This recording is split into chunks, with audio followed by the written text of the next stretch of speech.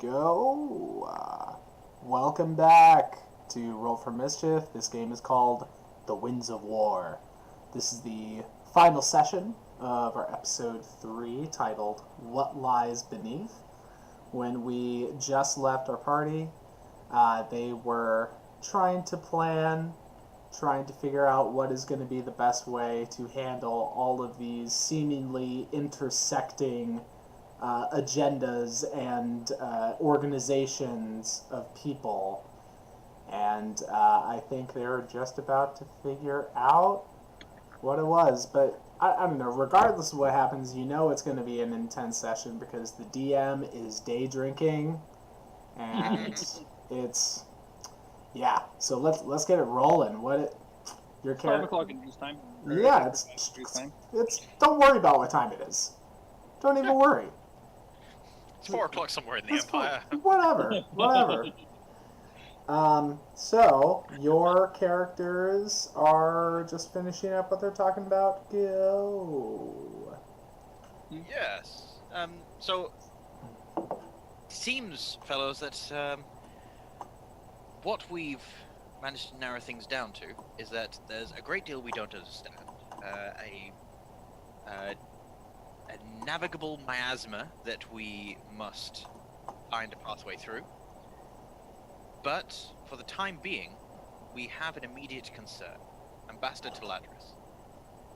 As much as this may alienate you somewhat, Alton, I must bring up that Okrim was a good friend of Eridu and I, and that he being of the kinship of this ambassador, at least in some loose way, it behooves us to act and safeguard this person from whatever it is Garth has planned.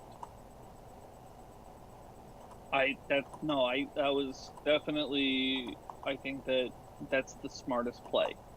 I mean, it's not like, yeah, there are times where I feel like, the new girlfriend, and, like, whatever. You got off a bad relationship, I'm the rebound girlfriend, that's fine. There are times when I feel like the Breedis just after a Vilren. Yeah, exactly.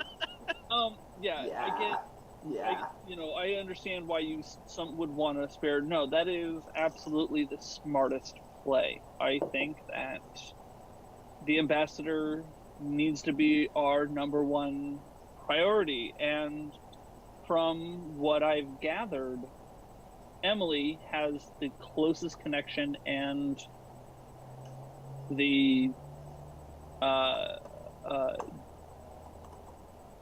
has the closest connection to the Aasimar, and she is also one of the most well-respected people in this city. And so I think that we need to use those connections together somehow to maybe we use her, using Eridu's idea, to fill out the ranks of the guard. I don't know how. I don't really know how the city works. Whatever. This would be a really good time for us to have an Agnar. He would be able to plan these sorts of strategies out in ways that we never really could. Yes, he would. He would be able to. Okay, I'm sorry. I'm just the DM, not Agnar anymore. Keep going. Yes. Well, what we shall do then is thank the druids for their hospitality, make way for the surface, and we should find Emily, seek her counsel, if not her direct help, and then if we can get Emily's help, enlist it and escort Taladris to the gate where Garth wanted you to escort him, Eridu. Yes. So that Garth doesn't suspect a thing, but then we have backup. If we are unable to enlist Emily's help, then we should meet up with Taladris and then perhaps find a way to escort Taladris out through other means. Solid plan. Emily might be the best person to approach on both counts. She, I understand, has some connections and contacts with a shipping crew. Failing that, if Emily is entirely unable to help, we could approach Darius and simply mention that Garth has designs on Taladris, and could Darius lend us a boat and somehow ship Taladris to safety? That is the most unsafe version of events that I could foresee. Yes, if you take that route, I probably will have to be not present. I don't think that he will be willing to help if I'm around. I'm not entirely certain that he's fond of Alton or myself. We did approach him in a dark alleyway, and he didn't seem best pleased by the end of the encounter. I have an idea. It is, I need some insight from you, Eridu. But I have an idea that if necessary, we can broker good faith back with Darius. Okay. What insight would you need from me? You seem to be the most experienced with drugs. I have no experience with drugs, but I do have means to maybe find a way of getting hold of maybe an alchemist to help us create a new drug that that we could give timed exclusive, if you will, to Darius to make up for any lost business that he's had, and then some. He wouldn't get full exclusive. We don't want him cornering the market and creating all sorts of problems, but giving him that extra time would gain him a stronger footing in the criminal world, as I would imagine. Eridu, what is your understanding of the drug that the druids are creating from the mulched and condensed remains of those taking Sapphire Dream? Is it perhaps more potent? The druids are creating a drug? Eridu is so clueless, I love it. I have a sample here. Perhaps we could convince Darius to take this as a more potent version of Sapphire Dream for him to market to select clientele. And I'm gonna take it from you. I'm gonna stop that. I'm not gonna resist. I mean, we could roll opposing dexterity checks if you want, but I'm gonna let you take it. I'll be like, I'm gonna open it. I'm gonna sniff it. It was advised that I close my nose while downing it. What does it smell like? It smells like, I don't know, there's like a, well, I mean, for you, Eridu, it brings up, obviously, it like hits you not just in this like smell way, but you know, smell is so connected to emotion, you know? So as soon as the smell hits you, it brings up all these really intense feelings of like Sapphire Dream. Why, like, it takes you back to the moment when you first decided to try Sapphire Dream. It takes you back to the first crash that you had, and all the negative feelings that, and all the guilt that came with, like, why did I do that? You know, like, it really makes you think of all of that. But as well, there is this just kind of like stench of decay, and there's this burnt aspect to it, this burnt smell. You know? So, yeah, that's pretty much what it smells like. It's not pleasant. And he told you you are to drink this?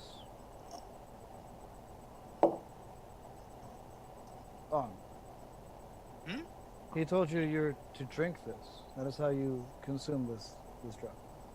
Yes. Pinching my nose so as not to become overwhelmed by nausea. I'm gonna touch the little bit that I rubbed my finger onto my tongue. It sends like a almost like a wave of electric shock all of your body. Like it's got this just kind of like sharp, bright taste to it as soon as it hits your tongue. And then, of course, the smell, it seeps through your mouth and up through your nasal cavity, and you get this. Yeah, you just get this retching kind of like, just retching feeling going on. Okay. I'm going to stop it again. And I think that I will hold on to this for a little while. And even on the back burner of your suggestion, Alton, it makes me uncomfortable. You are discussing creating another drug for the streets in order to pay back someone because we got rid of his drug stash that he stole. As I understand it, there are two drugs, correct?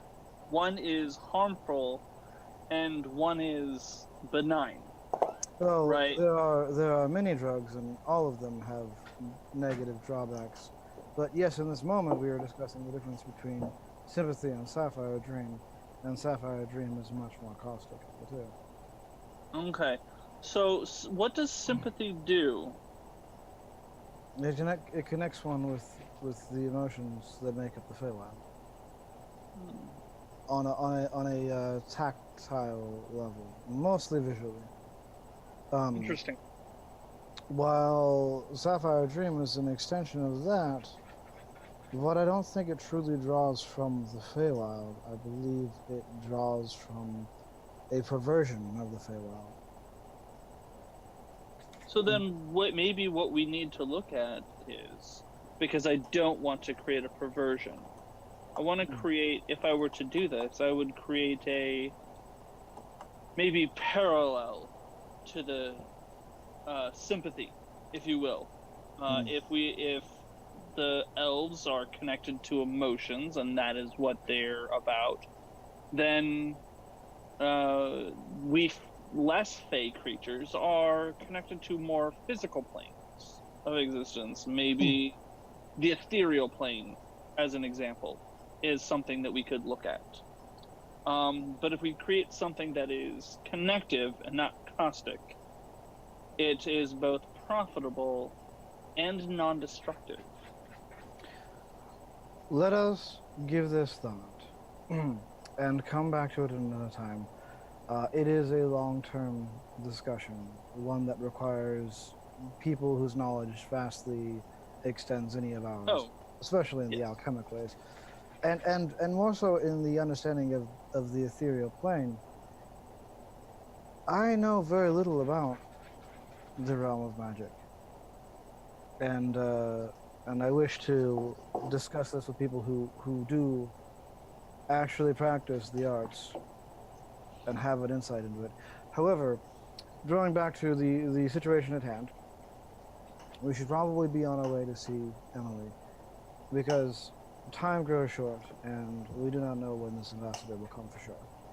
Agreed. Okay, so just really quick, out of character, give me a itinerary or plan of what you're doing. Going to see Emily first? Yes. Mm-hmm. Yep. Then figuring it out from there? I thought Emily, work out false guards, meet up with the ambassador, escort him to the southern gate. Mm-hmm. Yep. All right. That's the best case scenario. Okay, this sounds like what's going on. All right, cool. So I have a note here that says that Emily went to Villeran's house. Was that like a temporary, short-term thing, or is she just hanging out there? She went to help Villeran pack and get ready to leave. Yeah, that was for the interaction which happened yesterday. Right. Have we updated Eridu on that? I don't... Not at all. No one. No. He still doesn't know, and Alton has no plans on saying anything currently. Awkward. Well, he's doing that on purpose. Right. Emily would be, so she started the church, or an abbey, if you will, with the worship of the Queen of Ravens and Esti. So she would spend most of her time currently there. She lives there now. Okay. So Sounds good. Yeah. All right. Because that's what was the last connection to Alton. So she had this like Yes. Alcrim, yes. Yes. or Arkham. Sorry, I apologize. Yes. Alright. Arkham starting All to right. fade. So Alton's not going to mention anything about Villarin, but will On mention anything about Villarin? Like, No. I mean, oh yeah, well, I mean, Villarin, I brought up Villarin out of character, so that doesn't make any sense for your character to say anything. So... On would do it out of just naivety of social encounters. I feel like what's happening here is that it's becoming one of those, let's deal with the big problems. Yeah. And then we'll give Eridu more to deal with because he's already got enough on his plate. Oh yeah. That's Oh, what yeah. Alton's doing. For sure. Okay, so in that case, if you guys have that inkling about Emily being close, probably hanging out at the Temple of Inesti, then you have a direction to go. Yeah. That's where all So the cool kids hang out, so... yeah, you will need an escort out of the sewer, unless you guys want to spend hours figuring out how to get out of the sewer. I think that we could work that out pretty reasonably, unless you think we need to roleplay it. You don't need to roleplay it, but you know it's going to be one of those situations where you probably go talk to Bredis, Yeah. and she'll actually take Eridu aside for a moment, and she'll volunteer to be the one to take you guys out of the sewer, but she does want to have a quick little conversation with Eridu. Yeah, like the two of us are walking ahead of On and Alton. She's not even gonna take that risk. She's gonna go into adjacent chamber and say we will leave shortly, and that as she takes you into the adjacent chamber, she looks around, makes sure that she's out of earshot, and she says, "Eridu, I know that you have your reservations, and I know that you and I don't agree on some things, but can I say anything? Can I do anything to make you change your mind? We need the expertise, we need the help of you as surface dwellers, but we don't think of you in that same way as we think of the others. You really are the only ones that can help us." Our difference in perspective seems to be based fundamentally on what is best for you and what is best for the world as a whole. I understand your longing. I don't agree with your methods because I don't fully understand them. Right now, my mind is as it is. When I have more time, and if you feel that you trust me enough, I would like to understand you more. But let me answer your question with my own question. Is there anything that I can do or say at this moment to change your mind and to help you see my perspective more clearly? Not at the moment, I'm afraid. And I believe that for the sake of expedience in both of our separate circumstances, that is my answer as well. Very well. I do hope... No, you. I wish very much to help you in your endeavor, and I do hope that you find what you're looking for. Yes.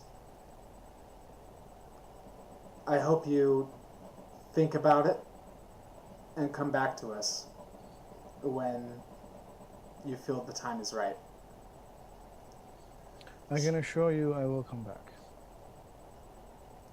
She turns away for a moment. It seems like she's trying to fight away a little tear, trying to fight back some emotion that's welling up within her. And with her strained voice, she says, "Shall we go?" Yes. Yes. I think we shall. she turns very quickly into her rat form and scurries off, forcing you to shuffle off after her. Mm-hmm. The Breedis in her rat form leads you through the connecting system of tunnels, this way, that way, that way. And when she takes you out into the streets of Twin Harbor, you find yourselves in a section of town that is close to the bridges that connect to the docks on the eastern side. So I can't exactly remember, or I don't think we ever talked about where the Temple of Venesti is, but you guys, you can go to the eastern side if it's on the eastern side, or you guys can take the bridges and go to the western side pretty easily if it's over there. Yeah, we never talked about it, so we'll just... it would be the north, though, because I would assume that the northern sides are the richer sides. Sure. Because they're the farthest away from the docks. Mm-hmm. Okay. So... I don't know where, we've not talked about it, but I would assume it would be in the more northern area. We'll say it's on the eastern side in the northern area, close to the north gate. Yeah. Alright. Give Asa a second. And you guys are on your merry way over there. We'll say that it is about mid-morning. Breedis... she transforms very quickly into her elven form to bid you goodbye, and as you guys leave, she keeps staring off in your direction as you leave, and she has this longing about her. She really wishes that you guys would stay. That's what it looks like. And as you turn the corner, you're gone, out of eyesight. And yeah, so it's mid-morning in Twin Harbor. The city is bustling, as it usually is. You're close enough to the docks to see the ship traffic has gotten underway very quickly. There are several large shipping vessels belching all sorts of smoke into the air. And... yeah. Okay. I suppose to the Temple of Venesti. We'll maneuver that way. That was the plan. I sat there straight away. I must say, On is glad to be out of the sewers and comforted by just how normal everything seems. The fact that people are just getting on with their daily lives. Mm-hmm. Yeah. So let's head towards the Temple of Venesti. Let's see how fancy this temple is. All right. So you travel forth into the northern part of the city, and the buildings start to get more well-maintained, more fancy facades, more of these little alleyways that have all sorts of boutiques and shops and the like. And as you get closer to the Temple of Venesti, you realize that you're getting into the section of town where most of the official temples are housed. And maybe, Josh, you could give us like a little visual thing to hang on to. Like, what does the Temple of Venesti look like? It is... So, where most people would assume that a god of death is... maybe feared, if you will. Venesti is the goddess of life, death, rebirth, regeneration. So she's not so much feared. She's actually often revered. So it's more of a naturalistic outlook on death. Right. Yeah. Exactly. So there are. It's kind of a.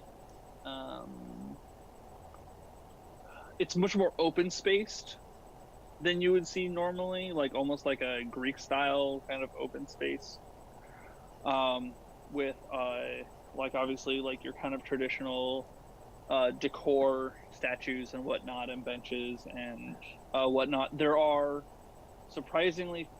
be surprisingly few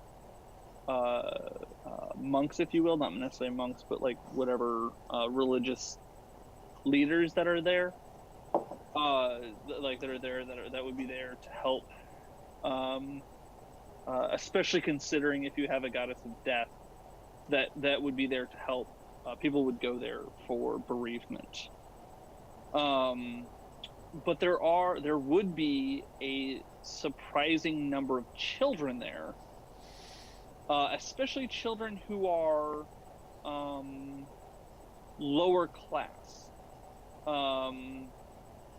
because especially for this side of town, and a lot of that would just have to do with the fact that that was like her, like that's what she did before. And so she's taking care of these children, and these children are often would be running around taking care of some of the duties that monks or priests or clerics would be taking care of. So not like the emotional support or anything like the teachings, but just like a lot of the day-to-day activities. For sure. Duties. Yeah. All right. So at that, you can see that it is an especially busy day at the temple.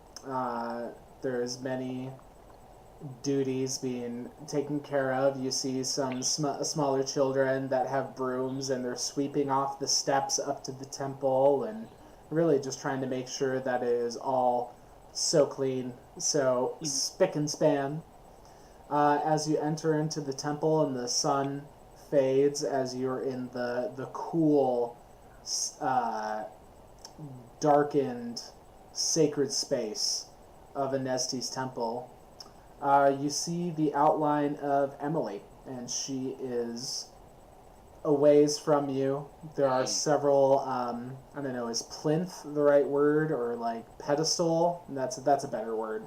There's several pedestals with different carvings, different busts. They're all representing not just like symbols for the goddess Anesti, but they're also shapes and figures that are more metaphorical, that they are referring to certain parables or certain sections of holy books, old stories. A lot of these symbols are supposed to represent things in and of themselves, and there's several pedestals scattered around.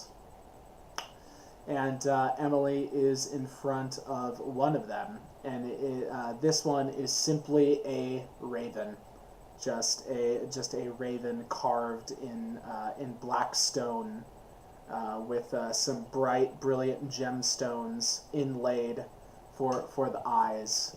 And Emily is there, and she is clutching a single white rose in her hands.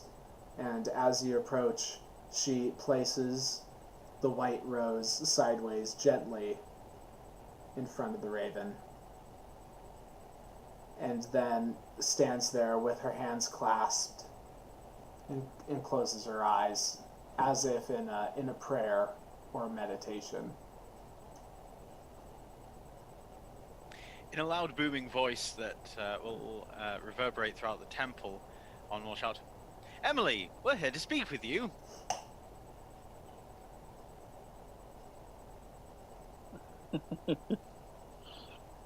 Yes, On. It's a pleasure to see you again, and you, Eridu. And have we met? Yeah, I believe so. A couple times, mostly in passing. Maybe, I think we had dinner one time after the funeral or something. Yes. You know. That. Yeah. I feel like Alton seems strangely attracted to you. Oh, no, that's... Can't imagine why, bruh. No, not it. No, Now that the tension has been broken, yes, you two have met. And Emily, it is a pleasure to see you again. Thankfully, I believe on better circumstances than the last time. Indeed. How... The city's potentially in danger.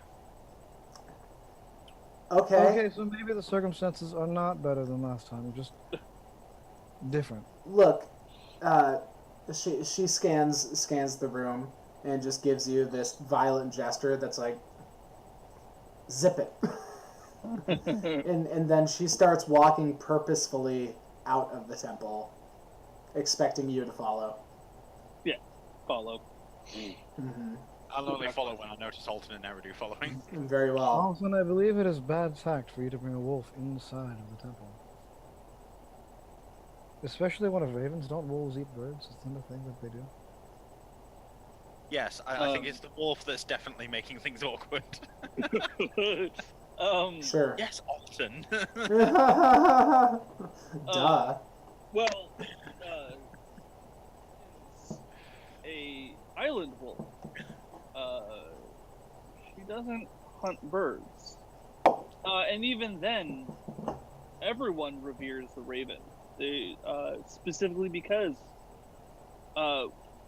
you don't want to kill the soul of those passing from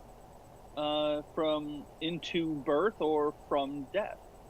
They are sacred. There is no way that a companion would. Are you guys coming or not? We're definitely Well, I was following. assuming we were walking, Yeah. right? Yeah. Okay. Yeah, but so- at this point, she's already outside. That's a good sharp way to interrupt all the oh yeah, we should be doing it. Are we going outside the temple or You're- into like a side room? Yeah, you're going outside the temple. Okay, Yeah. outside the temple. Outside the temple, she takes you directly to the left.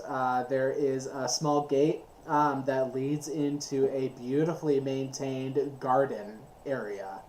There are trees with drooping leaves. There are beautiful flowers all over the place. There's even a big bush of white roses that perhaps Emily stopped by before she entered the temple. And she keeps looking to the left, looking to the right, and finally she comes upon a beautifully carved stone bench that is underneath one of the drooping willowy trees. And she sits and says, "Okay, now this is a proper place for us to talk." Emily, it's unfortunately a dire circumstance that we require your help. There is an ambassador coming who is likely coming because of Okrim. We understand that someone in the city would like to divert this individual, potentially to do them harm. Can I interject out of character real quick? Sure. We know why the ambassador is coming. Yeah. We've been But told no, it's supposition. broker a deal. Yeah. The only reason I'm bringing that up is because I don't know if you're giving On's perspective or Drew, if you forgot about that. I had forgotten. Okay. Yeah, we definitely know why he's coming. We Yeah. know he's got Okay. to deal with a certain guild, He's so. specifically the South Earden Shipping Company. I've got a note about them, but not in connection to the ambassador. Mhm. Okay. That might explain it. Okay. But On could still have that misguided mentality that they're there for Akram. I just wanted to make sure you understood. Yes, that's a good point. It's only been a few days. He would know. Yeah. It's been a month and a half for us. It's been a few days for him. Regardless, I'll stress the Okrim connection, that they're both Asmar, and that Garth has designs upon Ambassador Taladris. We want to stop that from happening, and so we have a proposal. Are you willing to help us, Emily? Yes. I trust that you all have Twin Harbor's best interests in heart. I've been able to rely on you before, even if what you've done seems a little harebrained at the first. What are you intending to do? What do you need help with? Alton? Okay. Simply put, we want to allow the ambassador to go to the South Gate. We don't want the success of the trap. And that's going to require, as is my understanding, the reason why he is being diverted by Garth is because the south gate is trusted men. Of course, he cannot promise that in the north gate. We would like, you have influence in the city, as I understand it. You would be able to maybe create a better mixture of guards. And so when they do attempt to spring that trap, we can ensure that it does not succeed. So you have absolute reason to believe that Garth intends to harm Ambassador Taladris? What if he... I mean, he said it, right? No. What if he is worried that some other group in Twin Harbor will be the one to harm Ambassador Taladris, and that's why he needs his trusted men? I have considered this, Emily, and this is why I have considered it this way. Alton and myself will be sure to escort the ambassador along with whatever guard he has to have with him, because why would an ambassador not travel with a guard to the south gate, where if Garth's men are there to protect him, then there's nothing to worry about. If they are not, however, I was hoping to have a unit of people that we trust down there already, so that we could launch a countermeasure against whatever trap Garth may have sprung.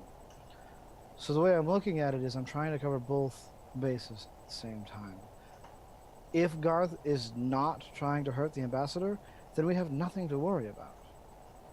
But there should be something in place in case that he is. Yes. Very sensible.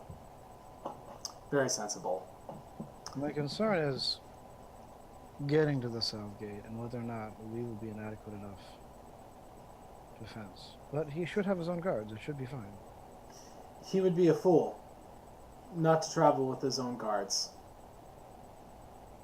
I know nothing about this Taladris, but obviously you all have given it more thought than I have.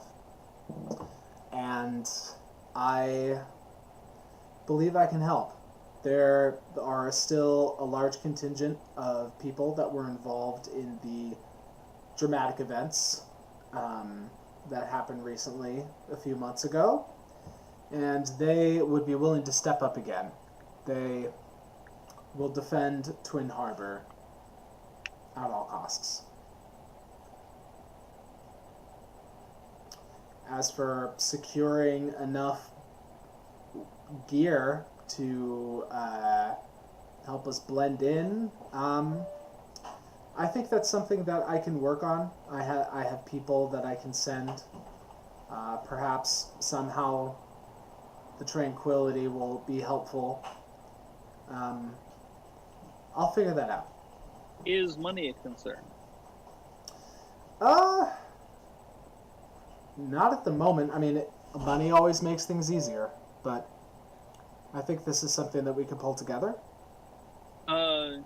And I reach into my bag and I pull out 200 gold. And out of your 10,000. Out of the 10,000. Very generous of you. Well, this. Hey, 200 can go a long way, man. Yeah, 200 can go, like, 200 goes. Besides, it's my 10,000. I know. I know. How generous of me. You don't know what's going on. That's true. She accepts the money with a bit of a squint to her eyes as she looks down upon you, and she says, "Yes, very generous, much appreciated." Hold on a second. Yeah, okay. I just want to make sure that I got the money right. You're welcome. This needs to happen smoothly and quickly. So anything that we can do will help. Very well. I've heard tell that the ambassador is coming in tonight, close to sundown.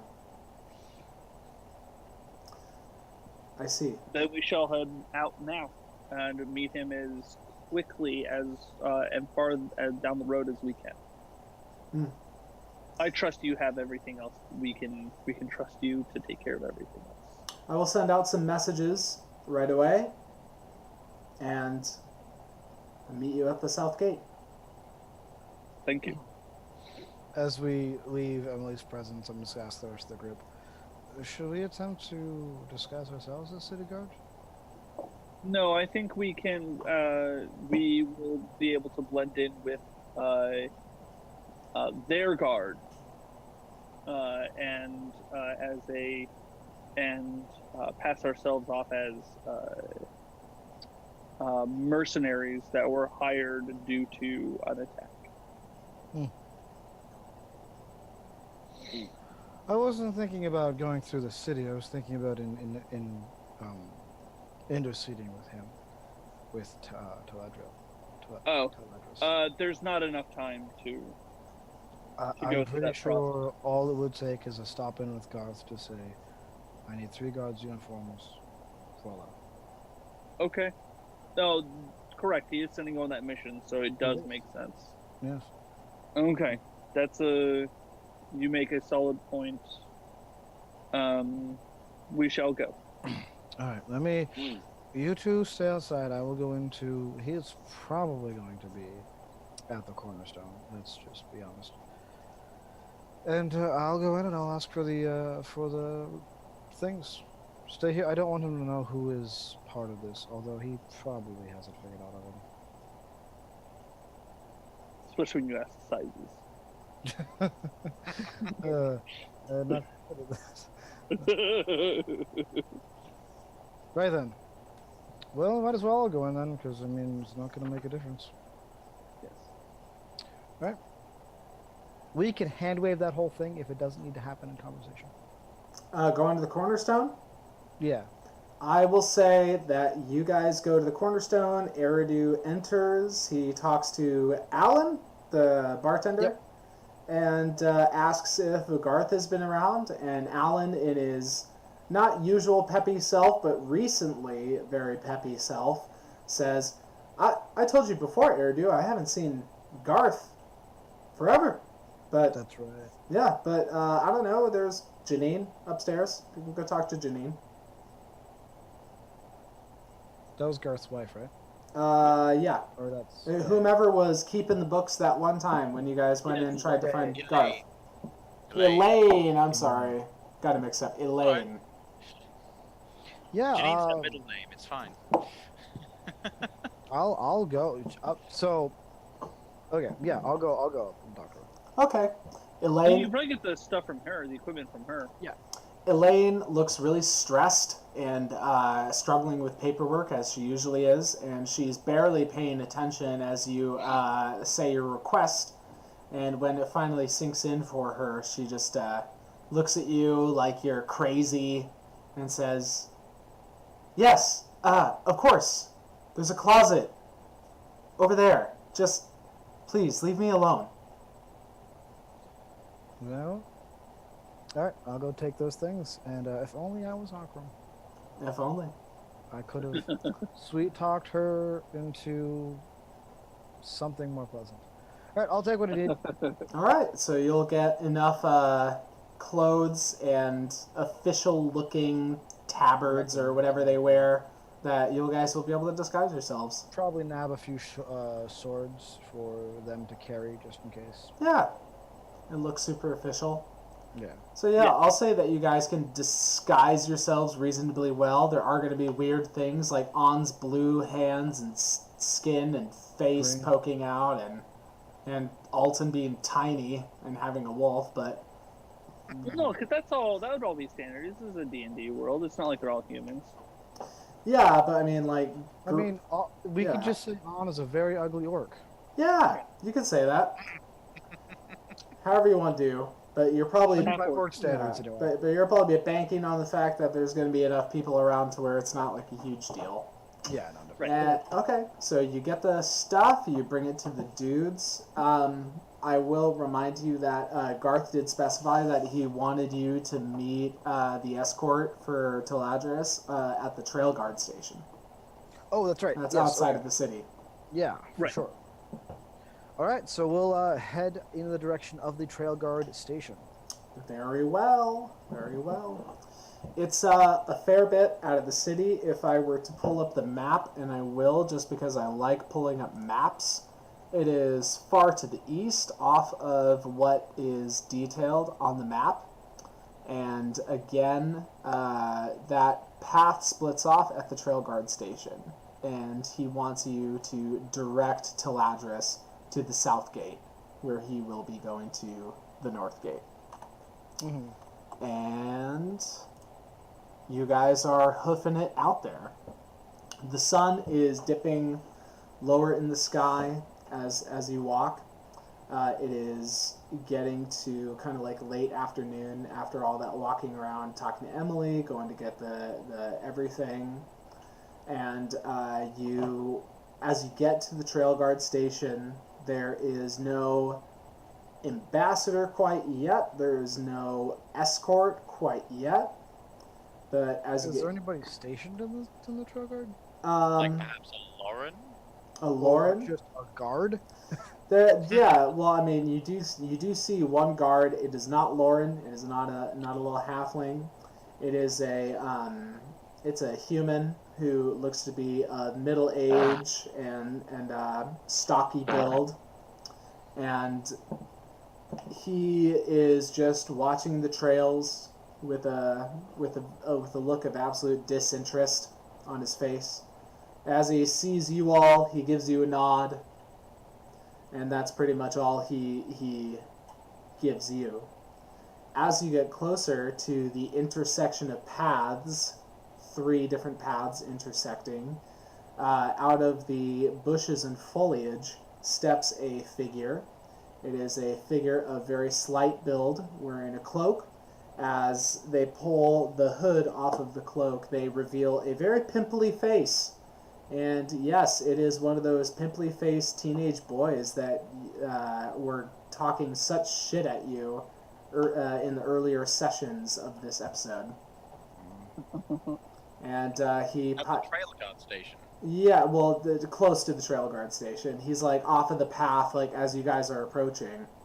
And he reveals himself and says, "It's about damn time, as usual. I've been waiting." You're such a good lad. Thank you. It is a good sign of punctuality to be early, but there are limits to how early you actually have to be in order to do a job efficiently. Sure. Whatever you gotta tell yourself. I was actually telling you. But, you know, if age has not taught you to listen, then perhaps it never will. Yeah. I mean, he is still a teenager, so he's a little boy, so he's got a lot of growing up to do.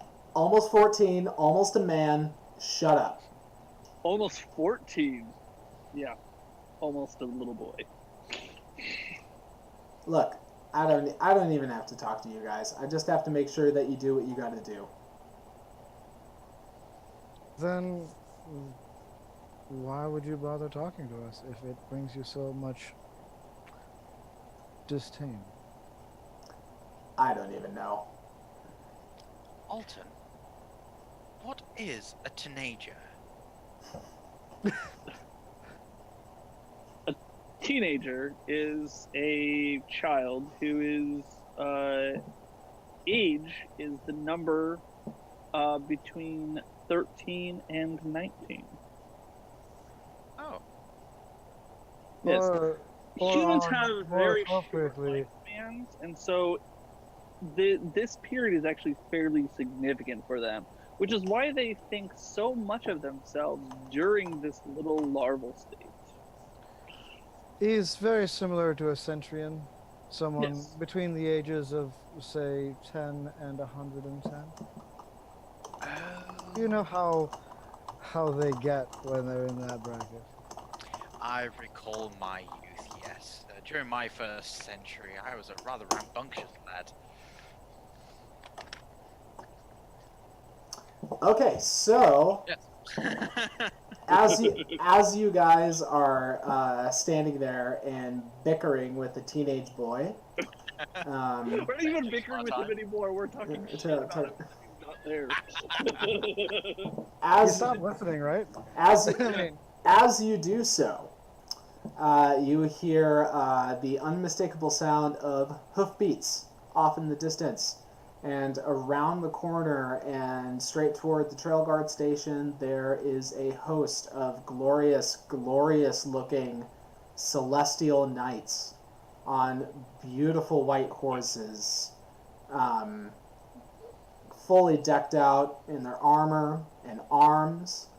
And among them is one celestial with his helmet off, his long white gold hair gleaming in the sunlight, streaming behind him like it's an Old Spice commercial or something.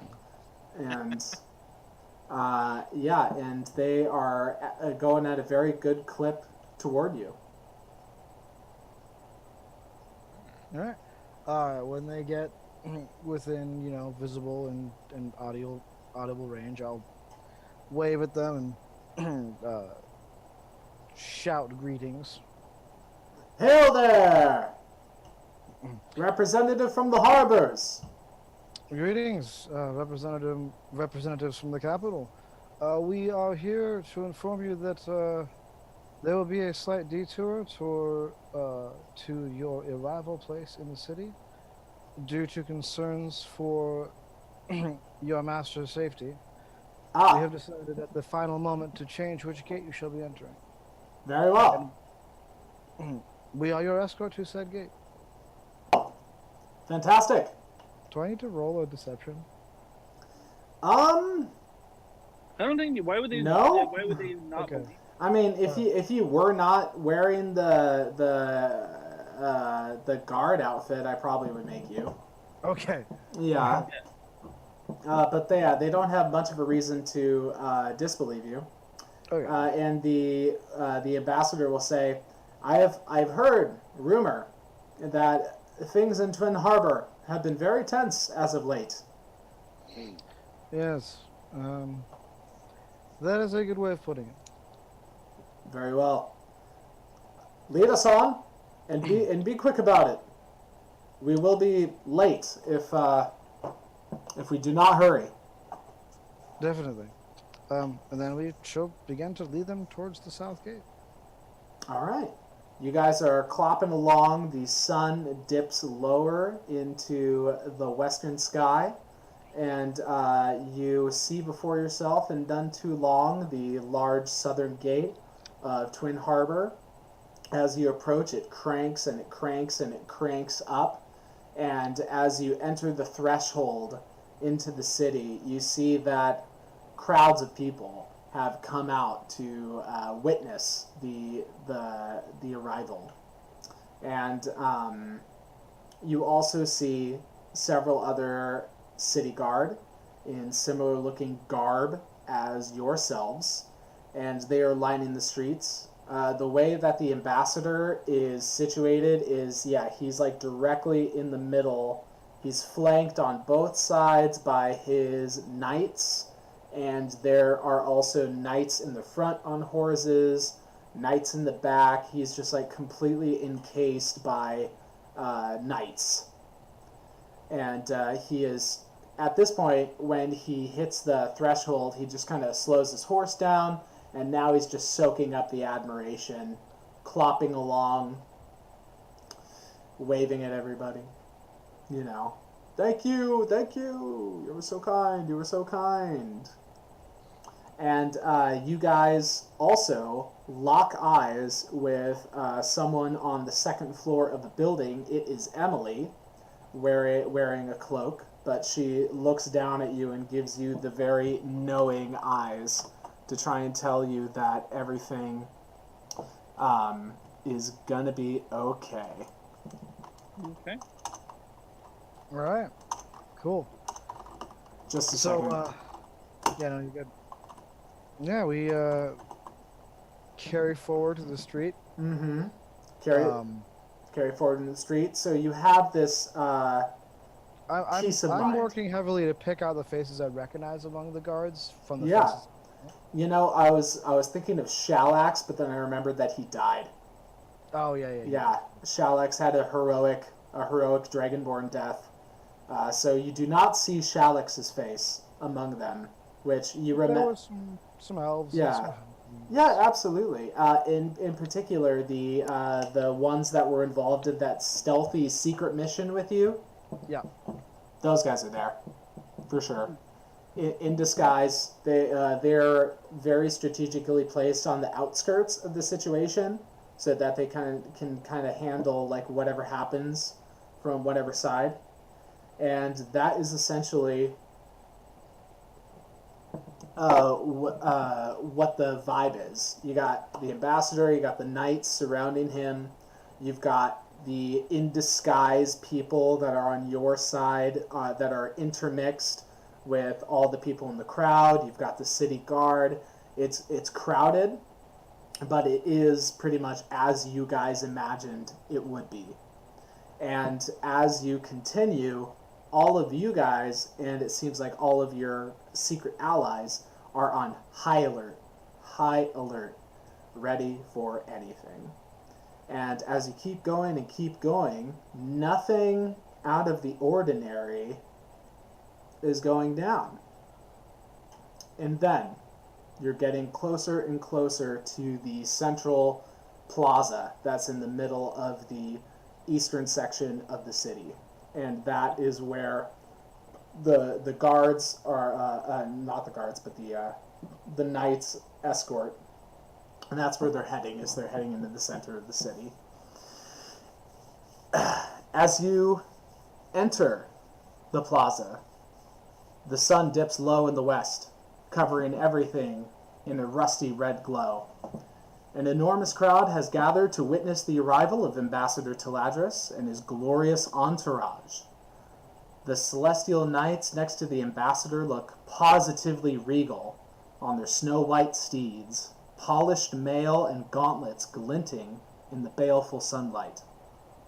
The ambassador himself is waving and smiling at the diverse crowd of harbor folk, slowly making his way to the central platform in the plaza, upon which several guild council members are seated, including Orin Vitrell, ready to commence the welcoming ceremony. Suddenly, a sound rips through the air, an explosive crack that echoes off the buildings around you. In the distance, up in a clock tower, a puff of smoke can be seen, framing a dark figure. The explosive sound hangs in the air, and time seems to stop as a sudden silence falls in the plaza. Then, a sickening pop is heard as the face of Ambassador Taladris is blown apart. Blood splatters all over your clothes. Ambassador Taladris' body falls off of his horse, and chaos erupts in the plaza. How far away is the shadowy figure? I would say 70 to 80 feet up, at a diagonal, since he's up in the clock tower. Yep. Well, All right. That's a lot closer than I thought. Okay. I'm gonna make an outright charge in that direction. I'm gonna go with Eridu.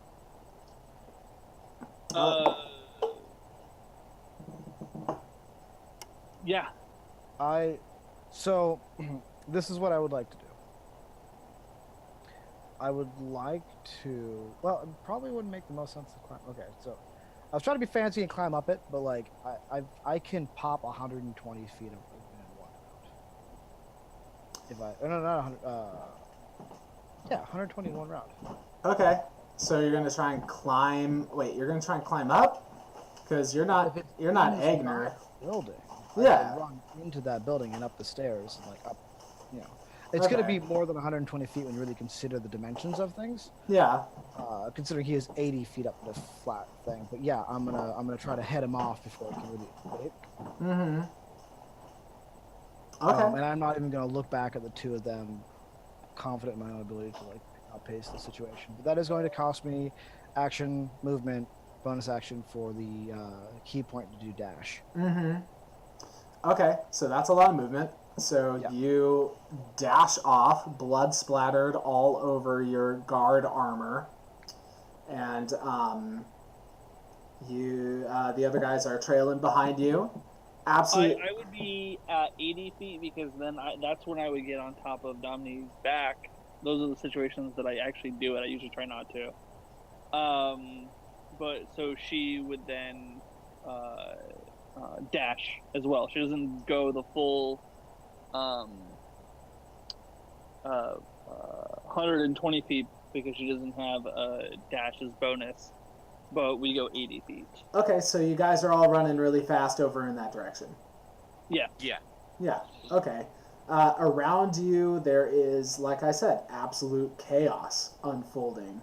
Everyone is shouting. Everyone is scared.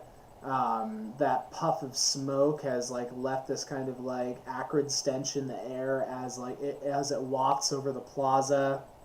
The city guard are going full on military style crackdown, police state crackdown, and they're trying to get things under control. The Celestial Knights have gone absolutely batshit crazy, and they're seeing enemies everywhere all of a sudden, and people are shouting "Oh, who did that?" No, I saw him. He was short. Yeah, I saw him up there. Yeah. So all sorts of chaos. You guys have to weave and dive in between all sorts of folks. And but eventually you make it to the base of the clock tower, kick the door down, and you start charging up the steps. As you get to the top, actually you don't even get to the top. As you are coming down, you see two dwarves running down the stairs in the opposite direction, and they're both holding these curious looking devices that are like metal tubes with some wood molding on them for handholds, and they see you coming up at them, and they just immediately point them at you. Out of our way! I'm immediately going to try and charge at them and disarm them. I am taken aback because I don't know what these things are. And that's going to be a moment of indecision for Eridu right there. Unfortunately, I'm riding Domini, and so she doesn't give a fuck what these metal She's tubes. acting on instinct. Yeah, she's acting on instinct, so she's just... I basically, because I communicate with her telepathically, I haven't had a chance... that's a fast reaction. I haven't had a chance to process the information, much less to tell her what to do, so she's going on last command, which is... go. Run! So, we're just going right through them. Right... Do you want us to roll initiative, or...? Well, I want to find a way of doing this, out of combat, because we're actually almost out of time. Do you want to actually say that we lied and said that this is not the last? What if we just go back and forth, this is our initiative count, now the dwarves are going to react. Yeah. Okay, so you guys say, alright, so I'll let you guys do it, because they're, kind of sticking you up, and I'll let you guys try and do something. Yeah, Eridu sort of halted with his hands out, unsure of exactly what to make of the situation. Okay. That's his action. On's going to try and disarm one, and then Alton is just charging the other. Yep. So I'm going to use my Tides of Chaos to give myself advantage on this. So let's take 2d20. Try to roll them both.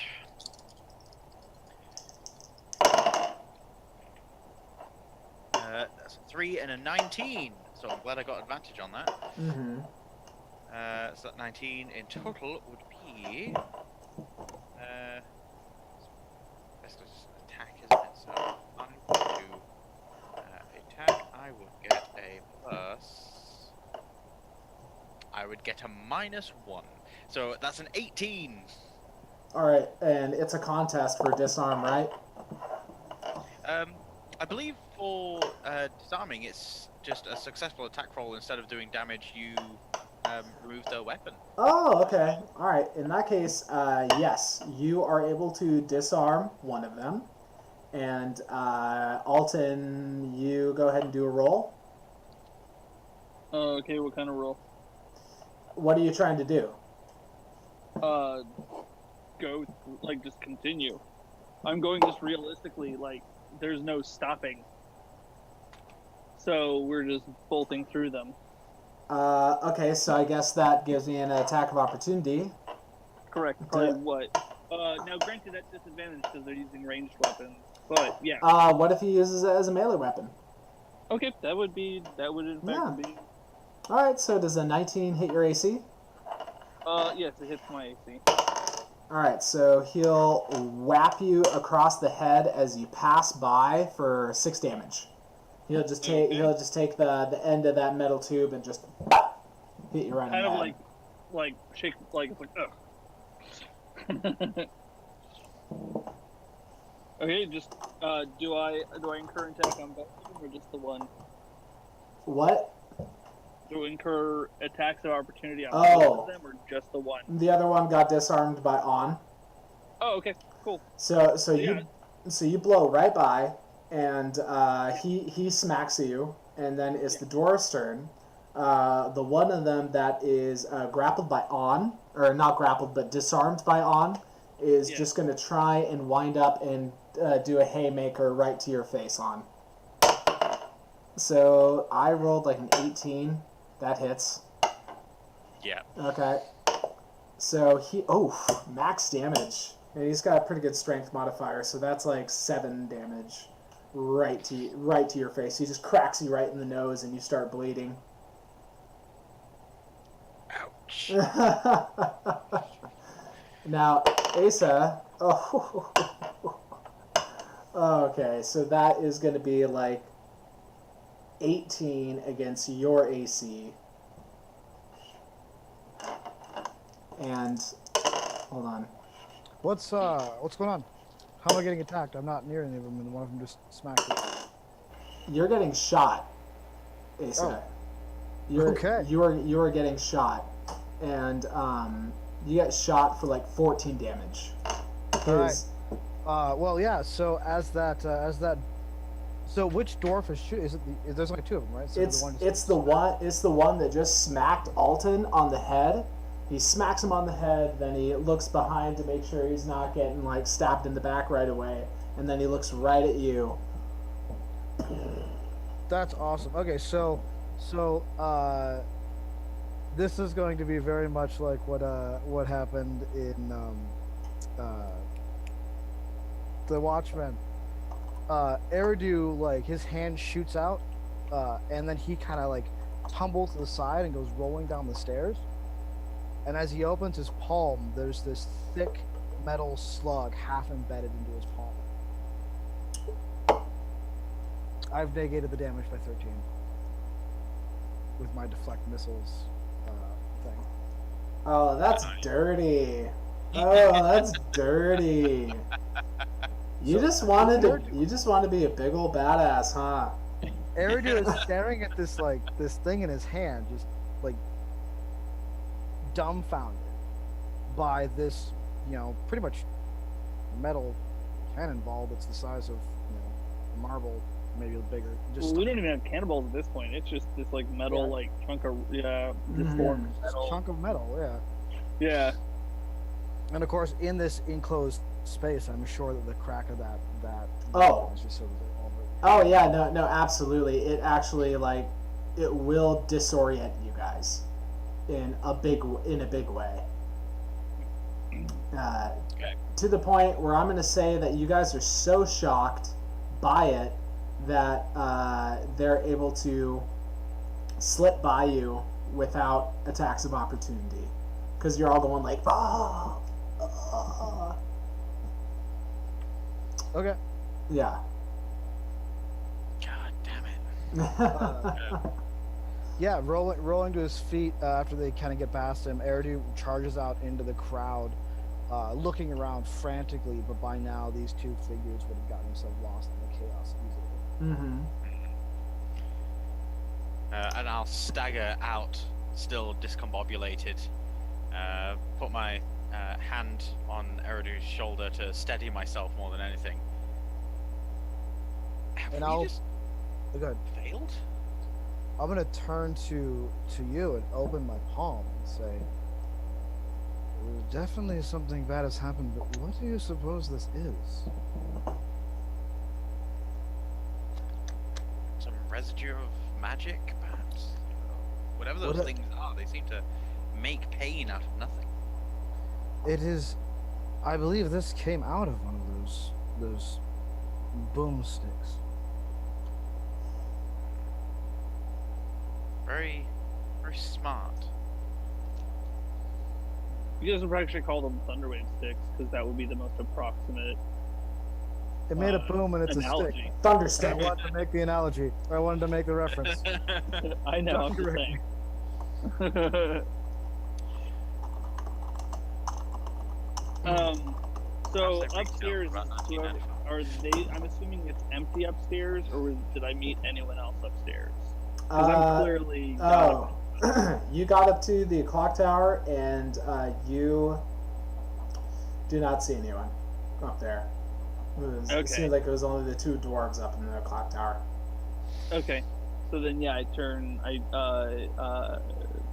pet Domini for a second, calm her down, and then we go back, head back downstairs, and a little bit more trepidatiously, like so not dashing, just kind of going down and just seeing, like trying to see what's what. Mm-hmm. All right, as you guys step out onto the plaza, you are witnessing a scene of like absolute brutality. The Celestial Knights, many of them have gotten off of their horses. Some of the horses are just dead in the street. There is a group of dwarves that have taken up random objects or swords, and they are engaged in a full-on melee with the Celestial Knights. The two dwarves that ran past you are nowhere to be seen, but there is a full-on melee happening in the plaza. Do I see Emily? Not at the moment. I'm going to go the last place I saw her and dash like a motherfucker, as like whatever, and beeline to her until basically, if we're doing that like we talked about before, that kind of like that psychic pinging where I'm like looking for Emily or whatever. Sure. And as soon as I ping her, basically I'm saying basically telling her that you need to stand up and calm, or you need to stand up and calm the situation down, because I know she's one of the most influential people in the city that I'm aware of, or that I know. So I'm basically looking for her to stand up and take control of the situation. As you're running past a storefront, a slender arm comes out of nowhere and just grabs you by the cloak and just rips you inside. And it's Emily, and she looks a bit annoyed and says, like, "I can hear you, okay? I can hear you. Yes, I get it. Look, this city is crumbling apart. It's ripping itself apart right now. I know that something needs to happen, but I just don't know if I have the power to do anything about this, okay?" You don't know if you don't try. You are the only person that I know right now that can do something, even if it's futile. Look, you wanted some people in disguise to help fend off Garth's goons if it came to that. This is something else. I don't even know what I just saw. At all. And it scares the shit out of me. No one knows what it is, and if it continues, if this chaos and death continues, your city dies. Just stand up and say something. Anything. you're going to get both yourself and me killed. But I guess there's no other option. And at that, Can I use my Emily inspiration exits. helper? I don't think she needs it. Okay. I don't think she needs it. Okay. She'll step outside and she'll gather her ragtag crew of people. Yeah. And she'll go straight to the plaza, and the central platform where all the politicians and everything were. Yeah, they're gone. Right. But the platform is still there, and she'll get up on the platform and she'll just start shouting and trying to have her people form a perimeter around everyone that's fighting, and it'll take a while, but she'll do her best to neutralize the situation. Okay. Yeah, but by the time she's done doing that, you guys are taking a look around the city and realizing just the ramifications of what is going on. There's dead in the streets by a large margin. There was spontaneous riots that happened, and some buildings are burned down and looted, and a lot of violence just took place in a very short amount of time. And, No, I was just looking to stop the hemorrhaging, not to stop the violence. For sure. But for the moment, things are somewhat calm. And as you guys gather, and Emily, you guys join Emily on the platform. And I don't know about all of this. Don't speak for me. Okay. Then you're somewhere else, and then I do. She looks at. I have to because I put her up to this. So yeah. I'm gonna stand up tall and proud. Okay. And, with Domini on the stage next to me, I'm not writing her anymore. Okay. And just heading her and just basically standing by her side in solidarity. Okay. So Emily looks at Alton and On, and you all are surveying the extent of the damage, and she looks at you and says, "What the hell is going to happen now?" It's going to get a lot worse before it gets a lot better. That's the only thing I know. I feel like a Chewy roar is like the ideal thing that On could do.